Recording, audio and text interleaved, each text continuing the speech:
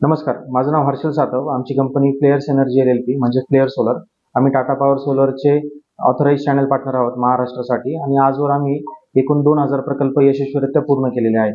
आता आजचा हा व्हिडिओ शूट करण्याचं कारण म्हणजे महाराष्ट्र रिन्युएबल एनर्जी आणि एनर्जी स्टोरेजची जी पॉलिसी आलेली आहे, जी 2025 2026 पासून तर 2035-36 पर्यंत जी ऍप्लिकेबल राहणार आहे, तर ती पॉलिसी आपल्याला आजच्या व्हिडिओमध्ये डिस्कस करायची आहे. तर ह्या पॉलिसीचा जो आहे तर तो कोणाकोणाला इम्पॅक्ट होणार नाहीये, तर ते आधी आपण समजून घेऊ. तर जे जुने कस्टमर ज्यांनी ऑलरेडी सोलर सिस्टीम लावलेली आहे, तर त्या ग्राहकांना या पॉलिसीचा काही इम्पॅक्ट होणार नाहीये. त्याच्यानंतर ज्यांनीही 3 किलोवॅटची सोलर सिस्टीम ज्यांना इथून पुढेही लावायची आहे, त्याही ग्राहकांना काही चिंता करायची गरज नाहीये. त्यांनाही या पॉलिसीचा काही इम्पॅक्ट होणार नाहीये. त्याच्यानंतर आता 3 किलोवॅट पासून तर 10 किलोवॅट पर्यंत हे जे कस्टमर्स आहेत, तर यांना नेट मीटरिंग मध्येच कन्सिडर करण्यात येणार आहे. नेट मीटरिंग म्हणजे काय, की MSCB ला देण्यात येणारे युनिट्स आणि घेण्यात येणारे युनिट्स म्हणजे इम्पोर्टेड युनिट्स आणि एक्सपोर्टेड युनिट्स यांचा जो दर असतो तर तो सारखाच असतो. त्याच्यामुळे लाईट बिल जे आहे तर ते पूर्णपणे झिरो होऊ शकतं. तर इथे नेट मीटरिंग मध्येच कन्सिडर करण्यात येण्यात आहे.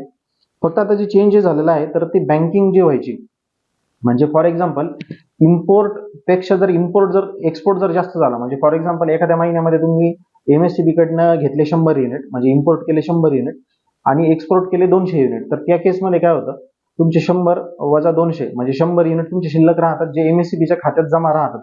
तर त्या केसमध्ये जे MSCDCL कडे जे युनिट्स शिल्लक राहणार होते, तर ते तुम्ही पुढच्या महिन्यामध्ये त्याच्या पुढच्या महिन्यामध्ये कॅरी फॉरवर्ड करू शकत होते आणि ज्याचा हिशोब तुमचा इयर एंडला लागायचा, म्हणजे मार्च एंडला त्याचा हिशोब लागायचा, जे MSCDCL 3 रुपये 20 पैशांच्या हिशोबाने ते विकत घ्यायचं.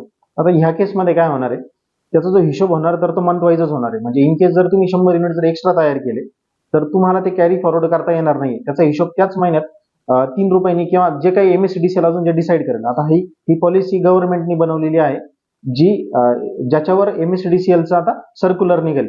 मग आता ते सर्क्युलर मध्येच ते डिफाईन होईल की तो दर किती राहणार आहे बँकिंगचा.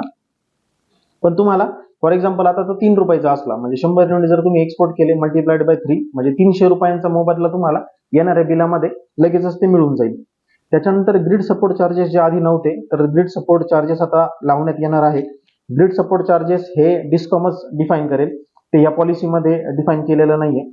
TOD म्हणजे टाइम ऑफ डे च्या हिशोबाने जी बिलिंग व्हायची, तर हे या केसमध्ये तसं ते ऍप्लिकेबल होणार नाहीये. त्याच्यानंतर इथून पुढे जे आहे तर ते 10 किलोवॅट ते 100 किलोवॅट या कॅटेगरीसाठी नेट बिलिंग होणार आहे. नेट मीटरिंग मी तुम्हाला सांगितलं काय होतं. नेट बिलिंग मध्ये काय होतं, फॉर एक्झाम्पल जर तुम्ही आता 100 युनिट्स MSCDCL ला दिले, त्याचा हिशोब वेगळा लागेल म्हणजे 3 रुपयांनी, आणि 100 युनिट जर त्यांच्याकडनं जर घेतले, या केसमध्ये तुमचं लाईट बिल झिरो झालं पाहिजे. म्हणजे 100 दिले 100 आले, लाईट बिल झिरो झालं पाहिजे. पण घेण्याचा जो दर आहे MSCDCLचा, फॉर एक्झाम्पल तो आता 10 रुपये आणि देण्याचा जो दर आहे तर तो 3 रुपये. तर मग तुमचं आता काय होईल, 100 multiplied by 10 is equal to 1000 आणि तुम्ही समजा त्यांना 200 युनिट दिले, तर 200 मल्टिप्लाइड बाय 3 म्हणजे ते होईल 600. म्हणजे तुम्हाला 700 युनिटचं जे लाईट बिल आहे तर ते ह्या केसमध्ये भरावंच लागणार आहे, जे आधी तुमचं 0 येणार होतं.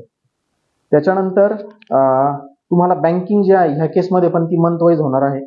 आता त्याच्यात असंही आहे की याच्यात तुमचं GST जे चार्जेस आहेत तर ते पर किलोवॅट तुम्हाला लावण्यात येणार आहे. म्हणजे ग्रीड सपोर्ट चार्जेस जे आहेत तर ते MSCDCL डिफाईन करेल. त्याच्यानंतर TOD जे तुम्हाला जर माहित असेल की 20 किलोवॅटच्या पुढे TOD चालू व्हायचं, जे आता गव्हर्नमेंटनी 10 किलोवॅट पासून पुढे सांगितलेलं आहे. TOD मध्ये व्हायचं काय, की आता समजा जर तुम्ही दिवसा वीज जर तयार केली तर ती रात्री तुम्हाला वापरता येत होती. आता ह्या केसमध्ये काय होणार आहे, की दिवसा जर तुम्ही वीज तयार केली तर त्याचा जो मोबदला आहे तर तो तुम्हाला दिवसाच घेता येणार आहे. म्हणजे असं होणार नाही की तुम्ही 100 युनिट दिवसा तयार केले आणि जर ते युनिट तुम्हाला रात्री वापरायचे जर ठरले तर तसं तुम्हाला करता येणार नाही. भरपूर हॉटेल इंडस्ट्रीजमध्ये असं व्हायचं की दिवसाचा वापर कमी असायचा, त्यावेळेस वीज निर्मिती व्हायची आणि त्यावेळेस तुम्ही MSCDCL ला वीज देऊन ठेवायचे आणि रात्री ते परत इम्पोर्ट करून घ्यायचे. तर ह्या केसमध्ये आता तसं होणार नाहीये. म्हणजे त्या इंडस्ट्रीसाठी आता बऱ्यापैकी ह्या GRचा किंवा ह्या नोटिफिकेशनचा इम्पॅक्ट होणार आहे. त्याच्यानंतर जे आहे तर ते म्हणजे आता ह्या केसमध्ये काय आहे, ज्या झोनमध्ये आपण जनरेशन करतोय त्या झोनमध्येच युटिलायझेशन झालं पाहिजे. म्हणजे जो कोणी सोलर सिस्टीम लावणार आहे तर त्यांनी C झोनसाठी जर कॅल्क्युलेशन केलं तर ते बरं राहील. त्याच्यानंतर आधी जे बँकिंगचे चार्जेस लागायचे 12% LT कनेक्शनसाठी होते. आता ते तर तसं सर्क्युलरमध्येच MSEDCLच्या सर्क्युलरमध्येच सांगितलं जाईल आणि 7% ते ST कनेक्शनसाठी होतं, जे सर्क्युलरमध्ये ते डिफाईन होईल. त्याच्यानंतर 100 किलोवॅट पासून पुढे म्हणजे जे इंडस्ट्रियल कस्टमर्स आहेत त्यांच्यासाठी असं आहे की नेट मीटरिंगच्या ऐवजी नेट बिलिंग झालेलं आहे. त्याच्यानंतर बँकिंग ही मंथ वाईज होणार आहे, जी आधी इयरली होत होती. त्याच्यानंतर TOD जे आहे ते त्यांना आधी ऍप्लिकेबल होतं, या केसमध्ये ते ऍप्लिकेबलच राहणार आहे. आणि ग्रीड सपोर्ट चार्जेस जे आहेत तर ते त्यांना लागू केले गेलेले आहे. आणि असंही कंपल्शन आता करण्यात आलेलं आहे की बॅटरी एनर्जी स्टोरेज सिस्टीम म्हणजे बेस जे आहे तर ते 50% कंपल्शन करण्यात येणार आहे.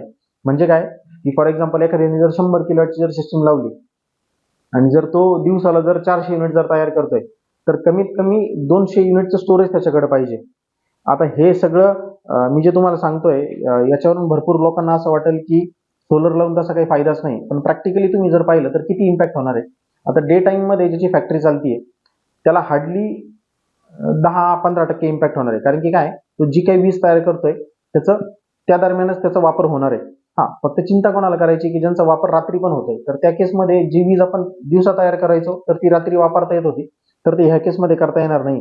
पण जर ह्या केसमध्ये जर तुम्ही बॅटरी एनर्जी स्टोरेज सिस्टीम जर लावली तर तुम्ही तुमचं 24 तासांचं जे लाईट बिल आहे तर ते झिरो करू शकता. तर ते कसं, तुम्ही काय करायचं, आता पीक अवर्सचा आधी तुम्हाला बेनिफिट घेता येत नव्हतं. तुम्ही काय करायचं, दिवसा जास्त वीज तयार करायची, ती MSEDCL ला 3 रुपयांनी देण्याच्या ऐवजी ती तुम्ही बॅटरीमध्ये स्टोअर करायची आणि बॅटरीतली पॉवर जी आहे तर ती तुम्ही तुमच्या रात्रीच्या वापरासाठी किंवा अदर दुसऱ्या काही वापरासाठी तुम्ही ते वापरू शकतात.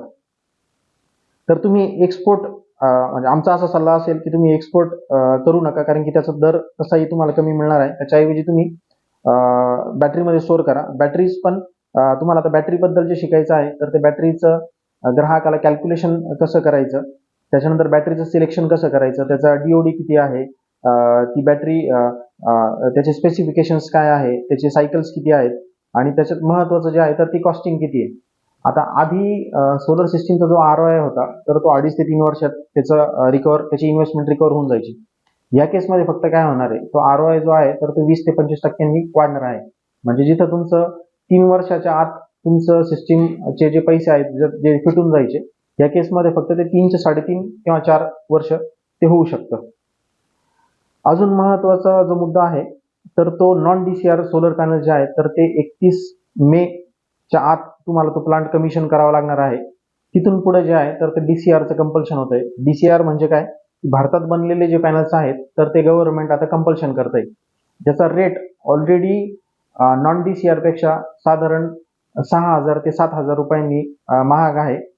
आणि आता फक्त DCRच पॅनल्स ला डिमांड येणार असल्या कारणामुळे त्याचं रेट अजून वाढण्याची शक्यता आहे.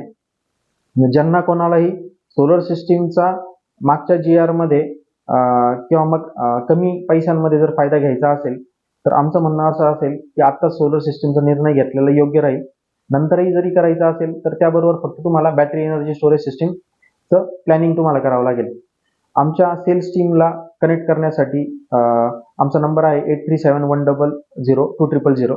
आम्हाला तुम्ही कॉल करू शकतात आणि आमच्याकडनं तुम्ही व्हर्च्युअल नेट मीटरिंग संदर्भात, बॅटरी एनर्जी स्टोरेज सिस्टीम संदर्भात, सोलर संदर्भात तुम्ही माहिती गेन करू शकता. थँक्यू.